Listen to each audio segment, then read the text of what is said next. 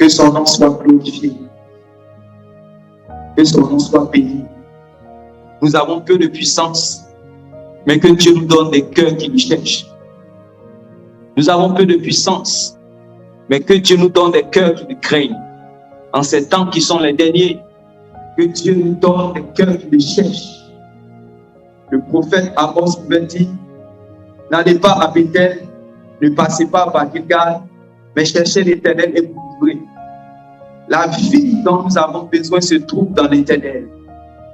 La vie, la force, la vigueur, la restauration, la bénédiction, la transformation, la rédemption, la délivrance, la guérison, la paix du cœur, la joie que donne le Saint-Esprit se trouve dans le Seigneur, que nous devons chercher de tout notre cœur. Nous devons un temps soit peu oublier nos problèmes, mettre nos occupations à part, à côté, quitter le confort, oublier les choses de ce monde et nous cacher dans la présence de Dieu pour aller le chercher. Nous devons disposer un temps, dans les 24 heures que le Seigneur nous donne, disposer un temps pour le chercher. Disposer un temps où nous serons seuls à seul avec lui, où nous allons parler à Dieu, où nous allons disposer aussi nos oreilles pour l'entendre. Parce que le Dieu que nous servons n'est pas les eaux, n'est pas les forêts, n'est pas du sable, n'est pas les statues, n'est pas les théraphim, n'est pas les Baals. C'est le Dieu d'Abraham, d'Isaac et de Jacob, le Dieu vivant, celui-là qui est, qui était et qui vient pour les siècles et les siècles. Celui qui a créé toutes choses, celui qui parle, qui agit, celui qui délivre, celui qui restaure, celui qui a une bouche pour parler, pour sauver. C'est un Dieu qui est agissant. C'est une personne qui parle, qui a des oreilles, qui a des yeux. Et nous devons communier avec lui. Nous devons communier avec lui. Le Seigneur Jésus nous a montré cet exemple. Le Seigneur Jésus avait une intimité avec son Père. Et nous devons avoir une intimité avec le Père. Le Seigneur Jésus est venu ôter ce qui mettait une barrière entre nous et le Père. Et maintenant, nous pouvons avoir accès au Père. Le voile a été déchiré à sa mort. Lorsque le Seigneur Jésus a rendu l'Esprit, la Bible dit que dans le temple, le voile, parce que le temple était séparé de trois parties, il y avait le parvis, il y avait le lieu saint et il y avait le Saint des Saints. Et dans le Saint des Saints, il y avait le voile qui était là-bas. La Bible dit que lorsque le Seigneur Jésus a rendu l'Esprit, ce voile a été déchiré du haut vers le bas. Pourquoi? Ce voile a été déchiré parce que ce qui était gardé dans le mystère sera démystifié. La grâce qui était cachée, qui était seulement pour des personnes qui étaient des personnes ayant droit. Maintenant, cette grâce-là va aller même sur des personnes qui sont non ayant droit. Des personnes qui sont éloignées, Dieu veut se rapprocher d'eux. Alléluia. Dieu se rapproche de nous, le Père de gloire. Le Père de gloire, le Père des esprits est disposé à se rapprocher de l'homme. L'homme qui a péché, mais l'homme qui s'humilie. L'homme qui a péché, mais l'homme qui se rabaisse. L'homme qui a péché, mais l'homme qui reconnaît ses faiblesses. L'homme qui a péché, mais l'homme qui dit à Dieu, Seigneur, je te cherche de tout mon cœur. Amos dit, cherchez l'Éternel et vous vivrez. Alléluia. Et Dieu nous conduit dans ces temps qui sont les derniers à nous rassembler sur ces réseaux-là pour pouvoir invoquer son nom, pouvoir le chercher de tout notre cœur. Que son nom soit béni. Je crois que les séances passées, nous avons été bénis et normalement, nous devons continuer. Mais je préfère que nous soyons avec, comme c'était le docteur qui avait commencé la dernière fois, et les questions qui avaient été posées, qui étaient mises en suspens, par la grâce de Dieu, nous allons voir cela une prochaine fois. Amen. Mais aujourd'hui, je veux qu'on partage un texte ensemble par la grâce de Dieu. C'est dans 1 Corinthiens, le chapitre 14. 1 Corinthiens, le chapitre 14 et Romains, chapitre 8, le verset 26. Romains, chapitre 8, le verset 26. On va commencer par Romains, chapitre 8, le verset 26. Merci, Saint-Esprit. Romains, chapitre 8, le verset 26. Quelqu'un peut ouvrir son micro pour faire la lecture? Amen. Romains chapitre 8, à partir du verset 26. De même aussi, l'Esprit nous aide dans notre faiblesse, car nous ne savons pas ce qu'il nous convient de demander dans nos prières. Mais l'Esprit lui-même intercède par des soupirs inexprimables. Et celui qui sonde les cœurs... Oui, vas-y. Et celui qui sonde les cœurs connaît quelle est la pensée de l'Esprit, parce que c'est selon Dieu qu'il intercède en faveur des saints. Alléluia. L'Esprit intercesseur. Il dit de même, l'Esprit vient nous aider dans notre faiblesse. En effet, nous ne savons pas prier comme il le faut. Mais l'Esprit lui-même intercède en gémissant d'une manière inexprimable. D'une manière inexprimable, l'Esprit nous aide dans notre communion avec le Père, afin que nous puissions lui demander des choses qui lui conviennent. Parce que l'homme est bâti, l'homme est fait par ses pensées. Le cœur de l'homme est rempli de ses pensées, de tout ce qu'il voit, de tout ce qu'il pense. Et l'homme est faible parce que l'homme habite réellement dans une chair, c'est-à-dire que l'homme est limité, alors qu'il sera en contact avec un Dieu illimité. Vous comprenez? L'homme peut se fatiguer. L'homme peut, même dans la présence de Dieu, peut avoir des pensées ailleurs. Mais la Bible dit que Dieu veut tellement régler cette situation de communion avec nous qu'il ne nous laisse pas seuls dans notre intimité avec lui. Il nous donne de son esprit et son esprit nous conduit dans cette communion et cette communication avec Dieu le Père. Il a dit qu'il cherche ceux qui vont l'adorer en esprit parce que lui, il est esprit. Dieu est esprit et il faut que ceux qui l'adorent en esprit et en vérité. Le Seigneur Jésus l'avait dit. Et vous savez que la prière est une facette de l'adoration. La prière n'est pas l'adoration, mais la prière est une facette de l'adoration. Maintenant, comme ce Dieu que nous servons, même son Fils est esprit. L'apôtre Paul pouvait dire dans 2 Corinthiens chapitre 5, à partir du verset 16, que si nous avons connu le Christ selon la chair, nous ne devons plus le connaître ainsi. Donc le Christ même est esprit. Donc dans notre communion avec le Père, dans notre communion avec le Fils, tout doit se faire dans l'esprit. Nous sommes dans une affaire spirituelle. Nous ne sommes pas dans une affaire charnelle. Nous comprenons? Un jour, j'ai lu la Bible et je suis tombé sur l'histoire de la mère de Samuel. Et lorsque la mère de Samuel, qui s'appelait Anne, qui était chaque fois persécutée par sa co-épouse, qui était chaque fois persécutée par Pénina, qui était aussi réellement la femme de son mari, qui avait la possibilité d'avoir des enfants alors qu'elle ne pouvait pas avoir des enfants. Elle était aimée par son mari, mais elle ne pouvait pas avoir d'enfants. Et chaque fois, elle était persécutée. Chaque fois, elle était persécutée.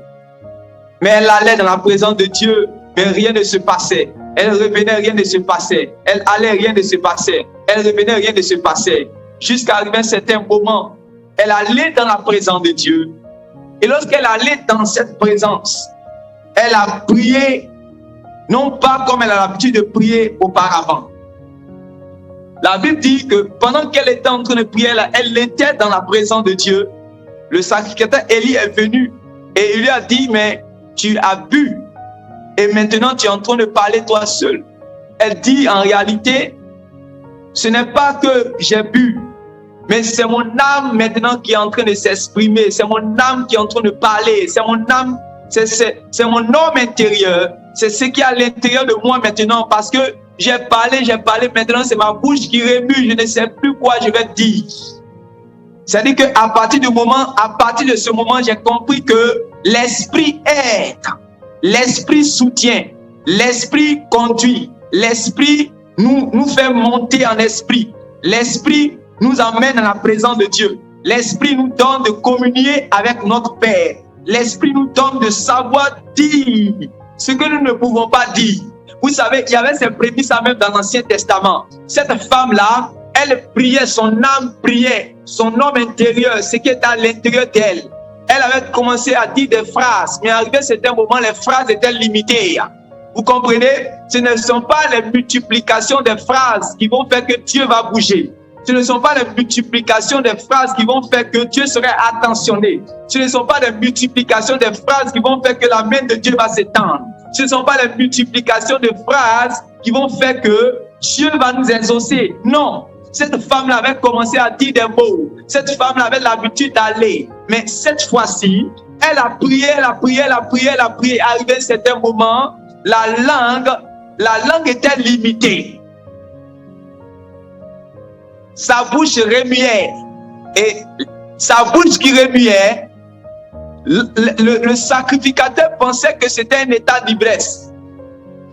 Elle avait bu. Mais elle dit, ce n'est pas que j'ai bu. Ma bouche qui remue, c'est mon âme qui est en train de parler à Dieu. Ce sont des prémices. L'apôtre Paul dit que lorsque nous sommes dans la présence de Dieu, nous devons savoir que, comme le Seigneur a dit, je ne vous laisserai pas orphelins. Et vous allez voir que dans le même passage de Romains chapitre 8, quand vous lisez vers le verset 15-16, il dit que nous n'avons pas reçu un esprit d'esclavage pour être encore dans la servitude, mais nous avons reçu l'esprit de Dieu. Et par l'esprit de Dieu, nous pouvons crier Abba Père. Le Père que nous allons appeler là, il n'est pas français. Le Père que nous allons appeler, il n'est pas anglais. Le Père que nous allons appeler, il n'est pas chinois. Le Père que nous allons appeler, il n'est pas ivoirien. Le Père que nous allons appeler, il n'est même pas israélite. Le Père est esprit. Et il nous donne de son esprit afin que nous puissions communier avec lui d'esprit à esprit. Vous comprenez? Nous puissions communier avec lui d'esprit à esprit. Je me rappelle du jour où j'ai entendu la voix de Dieu pour la première fois, pendant que j'étais encore païen. Quand j'ai compris que je devais mourir et que j'ai commencé à confesser des péchés, je confessais et je confessais. Mais ça ne suffisait pas. J'entendais toujours que si tu te couches aujourd'hui même, tu vas mourir. Et j'avais peur de la mort. J'ai commencé à demander le secours de Dieu, au secours, comme ce prophète-là qui était avec Élisée lorsqu'ils sont allés dans les champs et qu'il a commencé à prendre la hache pour cogner l'arbre. La Bible dit que le fer de la hache est tombé. Il a dit, ah Seigneur, elle m'avait été empruntée. Vous savez, c'est maintenant qu'il s'est rendu compte que cette hache-là avait été empruntée. Et il a commencé à dire, au secours Seigneur. C'est comme ça ce jour-là, j'ai dit au secours, mais avec plusieurs fois, je répète. Mais toujours j'entendais la voix qui me dit, si tu meurs aujourd'hui, tu vas descendre dans l'enfer. Et j'ai continué jusqu'à un certain moment. J'ai dit à Dieu, Seigneur, que mon âme te parle, que mon âme, je ne sais plus quoi je vais te dire. Aie pitié de moi. Je te recommande mon cœur, je te recommande ma vie, je te recommande mon âme qui est là. Je ne sais plus quoi te dire. Je mérite tout ce qui est punition. Mais arrivé à un certain moment, c'est mon être qui est à l'intérieur maintenant qui a commencé à s'exprimer. Jusqu'à ce que pour la première fois, moi qui vous parle, j'ai entendu la voix de Dieu étant païen. Et c'est à partir de cette voix que ma vie a changé. Je vous dis que le Dieu que nous servons est vivant. S'il n'était pas vivant, je ne serais pas vivant. Le Dieu que nous servons est esprit. S'il n'était pas esprit, je n'aurais pas entendu sa voix, alors qu'il est invisible. Alléluia. C'est lui le Père des esprits. Et il ne nous laisse pas seuls dans notre communion avec lui. Paul dit quoi? De même, pour nous les chrétiens, pour nous les enfants de Dieu, pour nous qui avons fait alliance avec Dieu par Jésus-Christ, pour nous qui faisons partie de la famille de Dieu, pour nous qui avons reçu la délivrance par le sang de Jésus, pour appartenir à Dieu. Nous ne sommes plus nés de la chair, ni du sang, ni de la volonté des hommes, mais nous sommes nés du très haut. Vous comprenez? Nous sommes nés du très haut. Nous sommes nés de Dieu. Paul dit de nous, de même, l'Esprit vient. Est-ce que lorsque nous sommes dans la présence de Dieu, nous attendons la venue de l'Esprit, nous attendons le soutien de l'Esprit, nous attendons le secours de l'Esprit, nous attendons la direction de l'Esprit, nous attendons la plénitude de l'Esprit, nous demandons que l'Esprit nous emporte, que l'Esprit nous emmène, que l'Esprit nous conduise, que l'Esprit nous emmène de pouvoir le chercher. De même, l'Esprit vient nous aider dans notre faiblesse. Donc Dieu sait que l'homme, même le chrétien, peut être faible. Vous comprenez?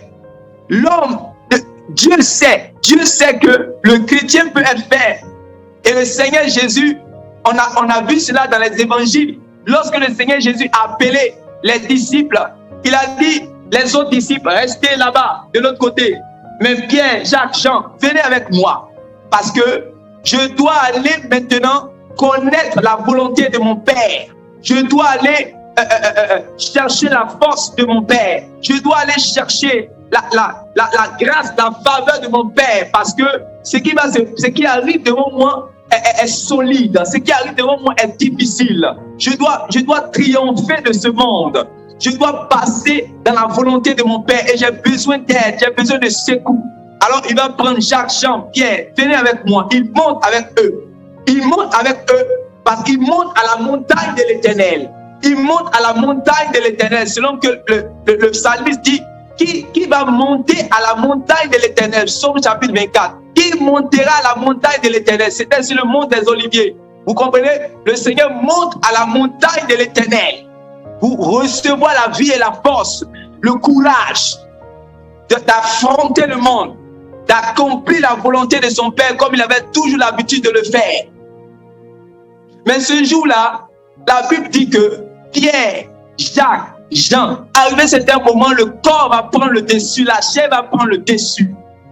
Et vous allez voir que le Seigneur va dire que la chair est faible. La chair est faible. La chair est faible. Mais l'esprit est bien disposé. Donc le Seigneur qui est Dieu qui a créé l'homme sait que quel que soit, qu'il soit chrétien ou pas, c'est un homme qui peut faiblir. C'est un homme qui peut faiblir, qui peut se fatiguer, qui peut être limité. Vous comprenez? Donc l'intercession de l'esprit, le secours de l'esprit est nécessaire. Vous comprenez? Le soutien de l'esprit est nécessaire. La force de l'esprit est nécessaire lorsque nous sommes en présence. C'est la force de l'esprit qui va donner la force au Seigneur Jésus-Christ lorsque il va prier alors que les autres ont commencé à somnoler. Satan les a réclamés pour les cribler comme du froment. Mais le Seigneur, pendant qu'il était dans cette présence, le Saint-Esprit était sur lui et il agonisait dans la prière par le soutien de l'Esprit au point où les grumeaux de sang commençaient à sortir de son corps. Lorsque nous faisons les efforts dans la prière, beaucoup de personnes pensent que nous faisons cela de manière charnelle. Non, non. Le soutien nous vient de Dieu. La force nous vient de Dieu. C'est pour cela que tu vois qu'au début, tu étais fatigué. Tu voulais donner même des cantiques, ça ne passe pas. Mais lorsque l'Esprit est venu en secours, l'Esprit est venu en aide, tu ne comprends pas. Toi qui voulais faire 10 minutes, te voilà, ça fait maintenant 2 heures et tu ne veux plus quitter dans la présence de ton Père. C'est l'Esprit qui te donne cette communion. C'est l'Esprit qui te donne cette vie. C'est l'Esprit qui te donne cette vigueur. C'est l'Esprit qui te donne cette restauration. C'est l'Esprit qui te donne de pouvoir être intime, de pouvoir être chargé de la grâce de la vie de Dieu dans la présence de Dieu. Il dit, de même l'Esprit vient nous aider dans notre faiblesse. En effet, nous ne savons pas prier comme il le faut. My God. Nous ne savons pas prier comme il le faut. Mais l'Esprit lui-même intercède en gémissant d'une manière inexprimable. Mais cette manière inexprimable est comprise par le Père des Esprits. Cette manière inexprimable est entendue par le Père des Esprits. Cette manière inexprimable est reçue par le Père des Esprits. Cette manière inexprimable n'est pas limité dans l'esprit. C'est quelque chose qui est censé dans l'esprit. C'est quelque chose qui est important dans l'esprit. C'est quelque chose qui est favorable dans l'esprit. C'est quelque chose dont les yeux de l'Éternel sont fixés là-dessus. Les oreilles de l'Éternel maintenant sont tendues pour écouter cette expression inexprimable. C'est inexprimable, mais c'est en ce moment que les oreilles de l'Éternel encore sont bien disposées. Parce qu'il n'est pas limité même par rapport à ce qui est inexprimable. Parce que cette intercession ne vient pas des hommes. Cette intercession vient de l'Esprit. Pas des soupirs inexprimables. Nous ne savons pas quoi demander, nous ne savons pas prier. En effet, nous ne savons pas prier comme il le faut. Mais l'Esprit lui-même intercède en gémissant d'une manière inexprimable. Et Dieu qui scrute les cœurs sait ce vers quoi tend l'Esprit. Car c'est un accord avec Dieu. C'est un accord avec Dieu. Alléluia. C'est un accord avec Dieu qu'il intercède pour les membres du peuple saint. Donc il y a des fois, je vais parler de manière pratique. Tu es dans la présence de Dieu, tu commences à prier. Tu commences à prier. À un certain moment, tu répètes les expressions toi-même. Tu sens que tu es en train de dire des choses qui reviennent contre toi comme un effet boomerang. Seigneur, je te dis que tu es béni. Seigneur, je te dis que tu es béni. Seigneur, je te dis que tu es béni. Seigneur, je te dis que tu es béni. Mais ça revient contre toi comme un boomerang. L'Esprit est en train de te dire que où tu es limité. Laisse-moi t'aider. Laisse-moi, je vais prendre ta langue. Laisse-moi, je vais conduire ta langue. Laisse-moi, je vais orienter ta langue. Laisse-moi, je vais diriger ta langue. Laisse-moi rentrer dans ton cœur pour dire à Dieu ce qu'il faut dire. Laisse-moi, je vais rentrer dans ton cœur pour parler à Dieu comme il faut parler. Laisse-moi, je vais rentrer dans ton cœur pour dire ce qu'il faut dire à Dieu. Pas des soupirs inexprimables. Il sait ce qu'il convient de dire au Père. Regardez, l'apôtre Paul pouvait dire dans le livre de Corinthiens, 1 Corinthiens chapitre 2, le verset 11 à 12 là-bas, que qui connaît les choses des hommes si ce n'est l'esprit de l'homme qui est en lui. Maintenant, qui connaît les choses de Dieu si ce n'est l'esprit de Dieu qui est en lui. Donc, il dit que ce que Dieu veut entendre de par ta bouche, c'est l'esprit qui le sait. Vous comprenez? Ce que Dieu veut entendre de par tes lèvres, de par ton cœur, l'esprit le sait. Il le connaît mieux. C'est pour cela que l'esprit joue ce rôle d'intercession. Je sais que maintenant vous avez l'esprit à dégager l'atmosphère maintenant pour que vous puissiez comprendre ce que je vais vous dire ce soir. Vous avez déjà compris. L'esprit même a déjà aidé. L'esprit vous a déjà donné la force parce que je crois que ce soir vous allez chercher Dieu d'une manière extraordinaire. Je crois que ce soir vous allez vous séparer de tout. Je crois qu'à partir de ce soir vous allez, même par les cris, vous allez savoir que même par vos cris, Dieu entend vos cris. Vous allez savoir que même par vos soupirs, Dieu entend vos soupirs. Même par vos pleurs sont d'exprimer réellement des phrases à Dieu.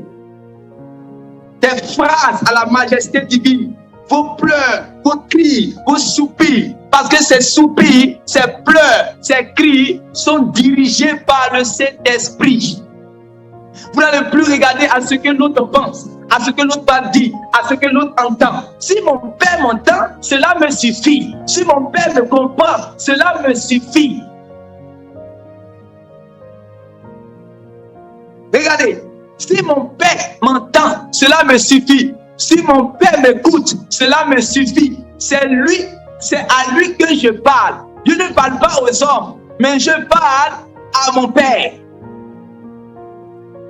Maintenant, lisez 1 Corinthiens chapitre 14. 1 Corinthiens chapitre 14. Je parle à mon Père. L'Esprit m'emmène à parler ce qui convient de dire à mon Père qui est dans les cieux. 1 Corinthiens chapitre 14. À partir de À quel partir de verset? 1 jusqu'à 2. Oui. 1 Corinthiens 14, verset 1. Recherchez la charité, aspirez aussi aux dons spirituels, mais surtout à celui de prophétie. Recommence En le effet. premier verset. Recherchez la charité, Recherchez la charité, l'amour, oui. aspirez aussi aux dons spirituels, Aspirer aussi. Ce n'est pas parce que tu dois manifester l'amour que tu dois maintenant mettre de côté l'esprit, les manifestations de l'esprit à côté. J'ai l'amour, je suis dans la sanctification. Donc je n'ai pas besoin de la manifestation de l'esprit. Paul dit de la part du Seigneur Jésus, non. Si maintenant, si tu as l'amour, si tu as la charité, c'est bon. Mais en plus de cela, il faut que tu puisses avoir la manifestation de l'esprit. C'est pour cela que quand vous allez lire dans 1 Corinthiens chapitre 12, à partir du verset 7, la Bible va dire, or, la manifestation de l'esprit est donnée pour l'utilité commune. Ça veut dire que pour ceux qui font partie de la famille de Dieu, la manifestation de l'esprit est donnée. Mais pourquoi ils ne manifestent pas? Pourquoi ils ont peur de manifester? Pourquoi ils ne veulent pas manifester? Pourquoi? Maintenant, Paul dit à partir du verset 1 que quoi? Répète encore le verset pour que ça reste dans notre esprit. recherchez la charité, aspirez aussi aux dons spirituels, mais surtout Oui. à celui de prophétie. Maintenant, il dit, mais surtout à celui de la prophétie. Attention à ce verset, à ce bon verset. Attention à ce bon verset. Ce verset montre que la prophétie est importante. Mais attention, ne pensons pas que ce qui va suivre là n'est pas important. Écoutez maintenant, si on a bien compris là, parce que l'apôtre dit, il ne veut même pas que les gens soient dans l'ignorance. Lis le verset qui suit. En effet, celui qui parle en langue ne parle pas aux hommes. Celui qui parle en langue, il ne parle pas aux hommes. Comme je vous l'avais dit, il ne cherche pas à comprendre si l'homme le comprend, si l'homme l'entend. Il cherche à savoir, est-ce que mon père m'a entendu? Est-ce que mon père m'a compris? Oui. Mais à Dieu, car personne ne le comprend. Il parle à Dieu. Donc il y a deux choses déjà, avant que tu vas continuer. Il ne parle pas aux hommes, mais il parle à Dieu. Nous avons aujourd'hui l'habitude de, dès qu'on se réveille le matin, chercher réellement à aller parler aux hommes. Non, avant de parler aux hommes, il faut parler réellement à Dieu. Avant de parler aux hommes, il faut parler à Dieu. Prends les hommes, parle des hommes réellement à Dieu. Oui, pour les hommes, intercède pour les hommes, en tout cas, mais parle à Dieu. Dans cette affaire, il s'agit de parler à Dieu et non réellement aux hommes. Maintenant, il dit, celui qui prie en langue, celui qui parle en langue ou qui prie en langue, il ne parle pas aux hommes. Mais il parle à qui? À Dieu. Il veut que ça descende. Il ne parle pas aux hommes, mais il parle à Dieu qui est son Père. Donc, ce n'est pas une affaire où on parle aux hommes, c'est une affaire où on parle à Dieu. Tant que cette partie n'est pas déposée dans notre esprit, on ne va jamais comprendre ce que l'Esprit veut nous dire. L'Esprit veut nous dire ce soir que tu ne parles pas aux hommes dans cette affaire qui te donne lorsque tu es dans l'intimité avec lui là. Lorsque tu es dans l'intimité avec lui là, il dit que dans cette affaire là, que tu ne parles pas aux hommes, mais tu parles à Dieu. Maintenant, comment? Oui. Car personne ne le comprend. Car personne ne le comprend. Donc, tu parles à Dieu, mais personne ne te comprend. Tu parles à Dieu, mais personne ne te comprend. Ça veut dire que tu sois dans l'intimité seul, ou que tu sois dans la communauté, mais si tu parles à Dieu dans ce langage, tu Tu ne parles pas aux hommes, mais tu parles à Dieu, même par un langage que personne ne comprend. Alléluia. Tu parles à Dieu, mais personne ne comprend.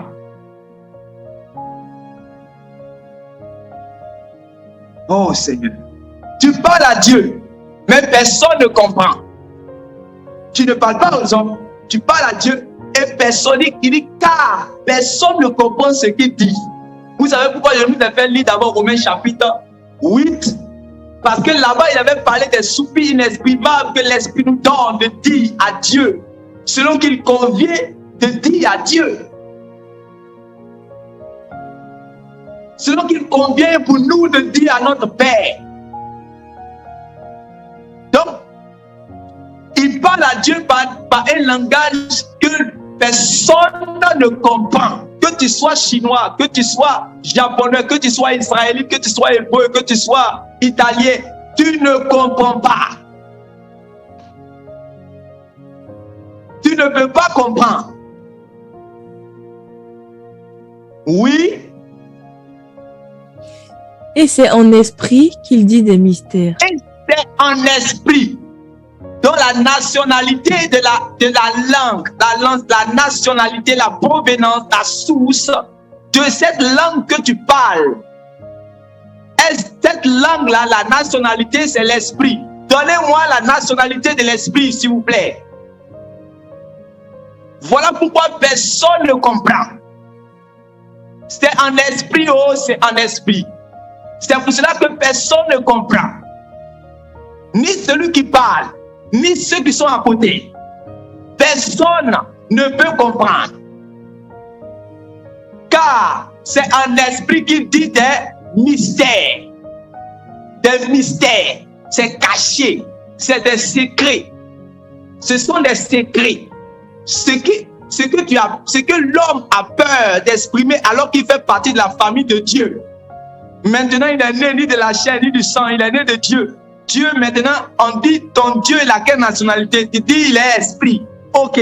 Tu es né étant à Djoukrou. Quand tu es né étant à Djoukrou, ton père à Djoukrou, ta mère à Djoukrou, ils t'ont parlé la langue à Djoukrou et tu as compris et tu as commencé à t'exprimer. Tu n'as pas commencé à donner à aligner les phrases sur phrases. Tu as commencé à dire les mots en bégayant, en adjoukrou. Jusqu'aujourd'hui, tu sais parler adjoukrou. Tu sais parler maintenant baoulé. Tu sais parler maintenant atié. Parce que c'était ta langue maternelle dans la famille où tu as grandi. Maintenant, la Bible dit la parole a fait de toi non pas un enfant de la chair, non pas un enfant du sang, mais la parole a fait de toi un enfant de Dieu. Dieu qui est ton Père maintenant, toi-même tu dis qu'il n'est pas baoulé, il n'est pas adjoukrou, il n'est pas italien, il n'est pas français, il n'est pas allemand, il n'est pas chinois et il n'est même pas hébreu. Mais Dieu est esprit. Donc quel est son langage? Et c'est ce langage qui donne à son esprit de parler. C'est pour cela que le Seigneur Jésus a dit que ça faisait partie des signes qui vont accompagner ceux qui auront cru. Quand il a dit qu'ils vont guérir les malades, ils vont ressusciter les morts, il dit ils parleront de nouvelles langues. Ils parleront de nouvelles langues. Pourquoi? Parce que maintenant, ils font partie d'une famille, ils sont nés quelque part. Quand tu es né quelque part, ça veut dire qu'il y aura une communication, toi et le père de là où tu es né, de la famille. Il va te donner son langage. Donc il donne son langage. Et je crois que tu n'es pas ici au hasard. Tous ceux qui sont connectés, ce langage vous sera communiqué si tu n'as pas ce langage. Je te dis la vérité. Crois à cette parole. Crois à cette parole. Maintenant que tu m'écoutes là, ce langage te sera communiqué. Si tu étais freiné mais dans ce langage, c'est-à-dire que ce qui mettait un frein sera brisé. Je te dis la vérité. S'il y avait quelque chose qui t'empêchait de sentir la vie dans ce langage, de sentir la paix dans ce langage-là te sera communiqué. Alléluia. Tu es né d'une famille esprit. Et on dit car c'est en esprit que tu vas dire maintenant des secrets que l'intelligence humaine ne peut comprendre, des secrets que l'intelligence humaine ne peut écrire, l'intelligence que les hommes humains ne peuvent discerner, ne peuvent comprendre. Seul Dieu, alléluia, donne. Seul Dieu comprend ou Dieu donne de comprendre. Ce sont ces secrets. Vous savez ce que c'est qu'un mystère? Un mystère, c'est ce qui est caché. Un mystère, c'est ce qui est voilé. Vous avez vu, lorsque dans Matthieu chapitre 17, si je me trompe, il y a eu la transfiguration. Le Seigneur Jésus va prendre toujours ses gars, Jacques, Jean et Pierre. Venez avec moi. Et une parenthèse, ce n'est pas que le Seigneur Jésus fait la discrimination. Quand lui, en tant que berger, il regarde les disciples, il sait les gens qui sont bien disposés pour l'accompagner quelque part. C'est pour cela que les bergers connaissent ceux qui le suivent. Ce n'est pas une affaire de le Seigneur fait la discrimination. Non, il y a, dans un groupe, il y a toujours des gens réellement qui montrent leur engagement. Et c'est sur ces personnes-là qu'on s'appuie toujours sur eux. Dans tous les groupes, tous les leaders, c'est comme ça marche. Le Seigneur Jésus a montré l'exemple et ça ne changera pas. Vous comprenez? Donc, le Seigneur Jésus va prendre ces gars, permettez-moi l'expression, Jacques, Jean et Pierre. Il va dire les autres, ce qui va se passer, il ne va pas les dire, il va dire restez là-bas. Donc, il va sur la montagne, il va expérimenter la transfiguration. Donc, quand il expérimente la transfiguration, automatiquement, Moïse et Élie apparaissent. Et lorsque les disciples voient cela, eux tous sont éblouis. Au point où Simon-Pierre va voir même comme une vision. Il sera emporté comme dans une vision, il ne sait plus ce qu'il dit. Il dit, je vais construire 3 tentes. Une pour Moïse, une pour le Seigneur, une pour Élie. Et une voix s'est fait entendre du ciel. Et cette voix a dit, celui-ci est mon fils bien-aimé en qui j'ai mis toute mon affection. Écoutez-le. Et lorsque les disciples ont expérimenté réellement cela, la Bible dit que les autres vont disparaître et le Seigneur maintenant va descendre. Pendant qu'ils étaient en train de descendre, le Seigneur a dit, ce que vous avez vu là, ne dites cela à personne. Donc, ça va rester un mystère, ça va rester un secret entre le Seigneur et puis les 3 qui sont montés. Donc les autres là, ils n'ont pas su ce qui s'est passé jusqu'à ce que le Seigneur Jésus soit ressuscité. Donc la chose était gardée mystère. C'est ça qu'on appelle mystère. C'est-à-dire c'est caché. Vous comprenez? Maintenant, on dit que toi, quand tu parles par ce langage, tu dis des choses qui sont cachées à Dieu. Dieu te dit des choses. Vous parlez dans le secret. Quelle merveille! Vous parlez dans le secret. Ce soir, que le Saint-Esprit te donne la vie, la force, la vigueur, la grâce, pour que tu puisses réellement expérimenter cela. Pour que tu puisses expérimenter cela, ça va te faire du bien. Quand on va lire la suite, tu vas comprendre pourquoi ça va te faire du bien. Donc non seulement tu dis des secrets à Dieu, vous parlez en secret. En esprit. Oui, continue. Celui qui prophétise, au contraire, parle aux hommes. Les édifie. Voilà. Attention encore à ce bon verset. Vous voyez, quand quelqu'un parle par l'esprit, regardez la vie que l'esprit vous communique à travers ce que vous venez de lire. Donc maintenant, vous n'êtes pas troublé. Vous n'êtes pas troublé. Parce que l'apôtre Paul ne peut pas dire quelque chose plus son contraire. Comment quelque chose que lui-même dit, je parle ça plus que vous tous. En même temps, il ne veut pas que vous parlez. Non, c'est pas possible. Lui-même dit que moi, je parle cette langue-là plus que vous tous. Donc, il ne peut pas empêcher de parler. Il ne peut pas freiner les gens pour parler. Non, ça ne peut pas être le cas. Ça ne peut pas être le cas. Parce que lui-même, il parle cela plus que eux tous. Donc, faites attention au verset. Le verset est bon, mais quand tu n'as pas compris, ça va te tuer. Ça va emmener la mort. Oui. Les édifie, les exhorte, les console. Ça, c'est la prophétie. Bientôt, quand on avait traité la dernière fois la révélation. Ouais, et puis il y avait trois types de révélations. Il y avait la révélation divine, il y avait la révélation de la parole, des Écritures, tout ça, et il y avait les dons de révélation. Vous comprenez? Et ce dont nous sommes en train de parler ce soir, ça fait partie des dons de révélation. Et la prophétie fait partie réellement des dons de révélation. Quand on va parler de la prophétie, par la grâce de Dieu, on va parler de toutes ces choses. Mais quand aujourd'hui ici, là, on ne parle pas de la prophétie. Donc ne prends pas la prophétie comme consolation, pour annuler le don que Dieu veut manifester avec toi, avec puissance. Le don que Dieu veut manifester avec toi, avec puissance, ne prends pas la prophétie, c'est-à-dire que, comme je vais dire, les qualités de la prophétie pour annuler cela. Parce qu'il y a les bienfaits dans ce qu'on est en train de dire. On vient de dire d'abord que tu as la capacité de parler à Dieu. Toi, un homme fini, un homme limité comme moi, tu as la capacité de parler à Dieu par les bienfaits de ce don-là. Ça fait un.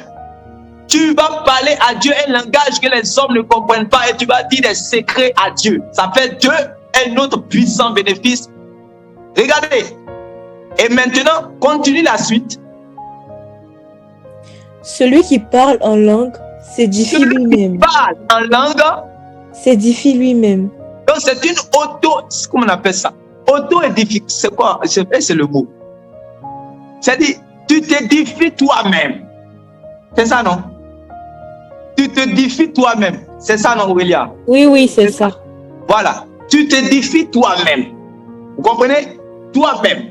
Dieu te permet de t'édifier. Vous savez, fais une chose. En tant que servant, en tant que serviteur de Dieu, il y a des moments que tu n'as pas des sujets de prière. Tu n'as pas des sujets de prière. Avant de parler même de l'édification, tu n'as pas souvent des sujets de prière. Tu es dans la présence de Dieu.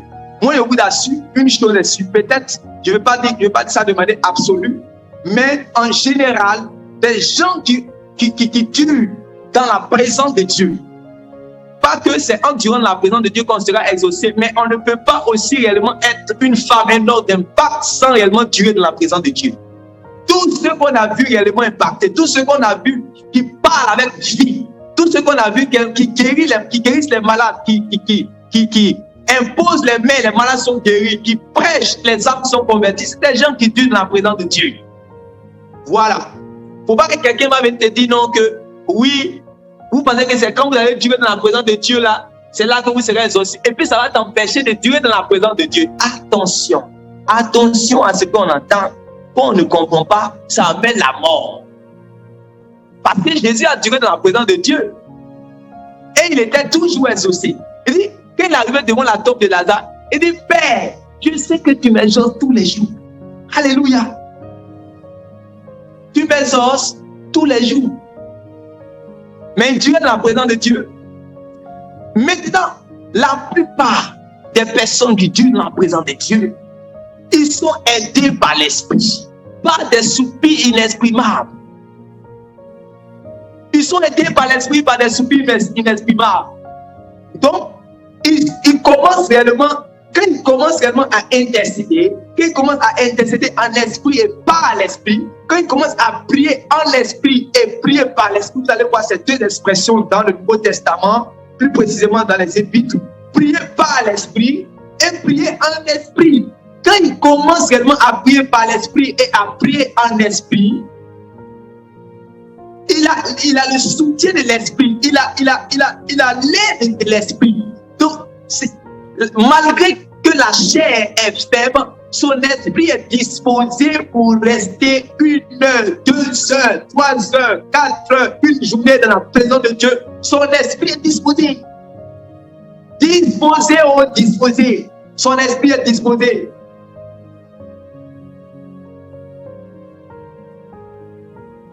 Son esprit est disposé. Donc, en plus que réellement la personne va passer le temps là, et plus la personne est en train de prier en langue, il y a des sujets que lui-même il ne sait pas. Mais en fait, Dieu va lui répondre. Ce que tu as prié là, ce que tu as prié soit hier, ou bien il y a 2 jours, ou bien il y a 3 jours, ou bien ce matin. Voilà la réponse. Voilà ce qui s'est passé. Voilà ce qui s'est passé. La sœur Mariette, la sœur Sophonie, la sœur Aurélia avait tel problème. Mais quand tu allais la voir, à l'heure où tu allais la voir, l'Esprit a fait telle chose dans sa vie. Et il va te donner la réponse. Il va te dire ce que tu as prié là. Voilà ça. C'est trop merveilleux. C'est trop bon. C'est trop bon. Donc maintenant, il dit que celui qui parle en langue ou celui qui prie en langue, il s'édifie lui-même. Donc, s'il est édifié lui-même, il pourrait édifier les autres. S'il est édifié lui-même à la maison, quand on dit qu'il y a réunion, il est déjà disposé. Quand on dit la prière, il est déjà disposé. Parce que son esprit est édifié. Il n'est pas venu étant froissé. La plupart des gens qui viennent étant froissés, ils sont, comme on dit en assemblée, ils sont crispés, ils sont tristes, alors que la Bible dit soyez toujours dans la joie. Ils ne peuvent pas prier. Non. Non. C'est pas, quand vous voyez les serviteurs de Dieu, ce n'est pas parce qu'ils veulent montrer qu'ils savent prier, comme on a dit, ou bien ils sont obligés de prier, qu'ils vont prier dans la présence de Dieu. Non. C'est parce qu'ils ont l'habitude de prier à la maison. C'est parce qu'ils ont l'habitude de s'édifier en esprit. Donc il est déjà disposé. Quand il vient, il est déjà disposé.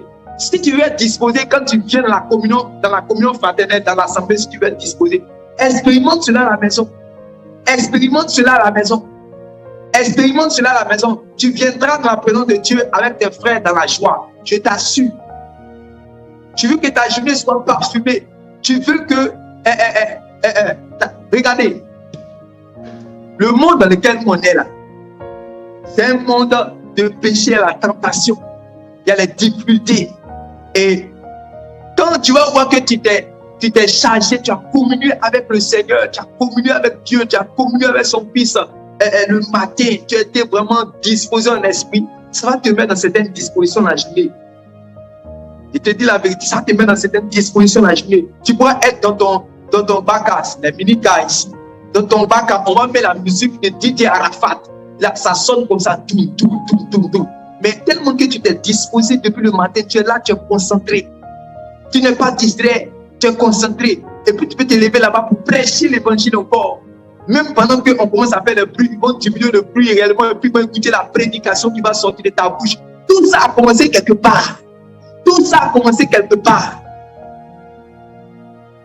Vous comprenez? Il s'édifie lui-même. Il s'édifie lui-même.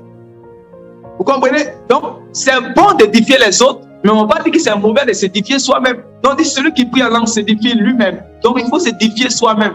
Est-ce que c'est mauvais de s'édifier soi-même? Ce n'est pas mauvais de s'édifier soi-même. Parce que si je suis édifié, vous comprenez? Si je passe mon temps réellement dans la présence de Dieu, en train de prier en langue, en train de prier en esprit, en train de prier par l'esprit, si je viens dans la présence de Dieu, vous allez voir que j'aurai le soutien de l'esprit, la manifestation. Les gens ne croient plus aujourd'hui en l'onction. Ils disent que le Saint-Esprit, c'est l'onction. Dans l'onction, il n'y a plus l'onction. Excusez-moi, que Dieu nous délivre. Que Dieu nous délivre Nous croyons en l'onction. Homme de Dieu, attendez. Nous croyons en l'onction. Nous croyons à l'huile de Dieu. Nous croyons que Dieu met son esprit, la puissance de son esprit sur ses enfants qui sont faibles pour les rendre forts. Ces enfants qui sont faibles là, quand il met son huile, quand il met son onction sur eux, ils sont forts. Il met son onction sur eux et ils commencent à prophétiser. Il met son onction sur eux et puis ils ont la force pour regarder les gens qui les regardent mal dans les bacs, dans les bus. Eux, ils leur prêchent l'évangile. Vous pensez que c'est pas quoi? C'est pas l'onction qui est sur ta vie. Quand tu es en train de présider une réunion et pendant que tu parles, une personne est assise quelque part là-bas, commence à pleurer sur son sort, commence ce n'est pas toi, mon ami, c'est la puissance du Saint-Esprit. Nous croyons en l'onction. Si nous sommes faibles dans l'onction, nous allons continuer à demander jusqu'à ce que l'onction continue réellement à nous remplir pour transformer les gens qui meurent autour de nous. Nous voulons cela. La Bible dit que le Seigneur était Quand il est sorti dans le désert, après avoir jeûné 40 jours, il était revêtu de la puissance du Saint-Esprit. Bon, qu'est-ce qu'on va dire? Lui, il est né, il était conçu par l'Esprit. Est-ce qu'il avait besoin encore d'être revêtu de l'Esprit? Oui, il avait besoin d'être revêtu de l'Esprit. Et que Dieu nous sauve, que Dieu nous remplit de son Esprit. Les hommes meurent autour de nous. Si nous n'avons pas l'onction du Saint-Esprit, nous allons faire le culte avec une femme qui est courbée pendant 18 années. Le diable l'a courbée et elle ne peut pas être redressée parce que nous n'avons pas l'onction. Et le Seigneur Jésus lui-même, vous avez vu que c'est lorsqu'il a été manifesté à Israël. Vous savez, lorsqu'il a été manifesté à Israël, qu'on a vu quand l'Esprit de Dieu est tombé sur lui comme ça. La Bible dit qu'il est devenu la renommée de toute la Galilée. Partout où il allait, il faisait du bien. L'apôtre Pierre a dit, vous avez vu, il a dit aux Juifs, vous avez vu comment Dieu a oué du Saint-Esprit et de force. Le Seigneur Jésus qui allait de lieu en lieu et qui faisait du bien à toute personne qui était sous la puissance du diable. Donc, c'est l'onction qui nous aide à délivrer les captifs. C'est l'onction qui nous aide à imposer les mains aux malades. C'est l'onction qui nous aide réellement à affronter les intimidations de l'ennemi. C'est l'onction qui nous aide réellement à intercéder pour nos frères. Nous avons besoin de l'onction. Nous avons besoin de l'onction. Et on ne peut pas nous ravir cela. On ne peut pas nous empêcher d'aimer cette bénédiction que Dieu veut nous donner. Non, quels que soient les prédicateurs que vous allez entendre, excusez-nous, nous sommes un peuple qui recherche l'onction de Dieu. Nous voulons suivre le Seigneur Jésus de manière totale, pas en demi. Nous voulons on veut le suivre entièrement, comme il a marché. Tout ce qu'il a désiré, nous voulons désirer. Tout ce qu'il a aimé, nous voulons aimer. Tout ce qu'il a haï, nous voulons haïr. C'est ça, un disciple. C'est un suiveur de Jésus dans tout. Voilà. C'est ce que mon frère m'a dit. Hein? Nous devons suivre le Seigneur en tout. Voilà. C'est ce que je voulais dire à mes frères ce soir. Ce que je voulais dire à mes frères ce soir, c'est que nous devons aspirer à ces choses spirituelles. Moi, je suis content chaque fois qu'on se réunit, le Seigneur nous fait la grâce au moins d'entendre réellement ces oracles. Et vous savez, quand tu t'édifies toi-même en langue, vous allez voir que j'ai remarqué deux choses dans la diversité des langues. Dans un chapitre, vous allez voir que ici, là-bas, ils glorifiaient Dieu. Et ils ont parlé des langues que les gens ont entendues. Ok. Mais dans tout ce que nous venons de voir, on vient nous faire comprendre que ce n'est pas des langues que les gens ne comprennent pas. Et vous êtes d'accord avec moi. Mais quand nous sommes réunis en assemblée de manière pratique, il y a des fois que la prophétie vient directement. Mais il y a des fois la prophétie, avant de venir, se manifeste. Il y a une langue inexprimable que Dieu donne avant que la prophétie va se manifester. Et nous vivons ces choses. Nous vivons ces choses, nous sommes obligés de croire.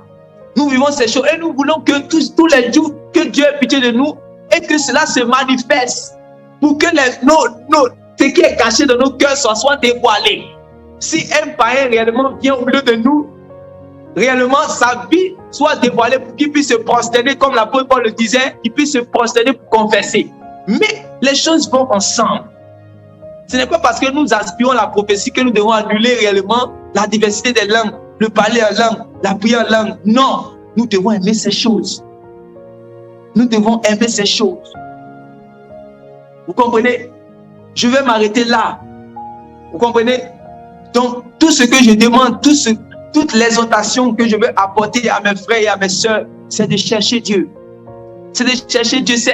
Non seulement c'est à nous-mêmes que ça va, c'est-à-dire nous allons expérimenter Dieu, nous allons vivre Dieu. Il n'y a rien de plus merveilleux que ça. Regarde quand tu as commencé ta foi, quand tu as commencé à 1 jour de la foi, 2 jours de la foi, regarde comment tu pouvais même commander, tu pouvais avoir la foi même pour dire au soleil de faire disparaître la pluie. Tu avais cette foi-là. Vous comprenez? Que le refroidissement nous quitte et que la vie de l'esprit nous soit communiquée. Que la vie de l'esprit nous soit communiquée. Je vais m'arrêter là. Je vais demander réellement, si possible, au pasteur Ascendé de prier pour nous. Et nous allons écouter réellement ces paroles-là. C'est l'expression de son cœur. C'est l'expression. Hier, quand il était en train de prier, vraiment, j'ai senti que c'était quelque chose qui était dans son cœur. Qu'il avait, c'est dans son cœur, qu'il a réalisé. Et Dieu aime qu'on prie comme ça. Ce qu'il y a dans notre cœur, là, on fait sortir cela. Et Dieu a pitié de nous et il nous exauce. Que Dieu ait pitié de nous en fonction de ce que nous avons dit. Que Dieu nous donne d'expérimenter ces choses. Que nous soyons agréables à Dieu. Que nous soyons agréables à Dieu. Amen.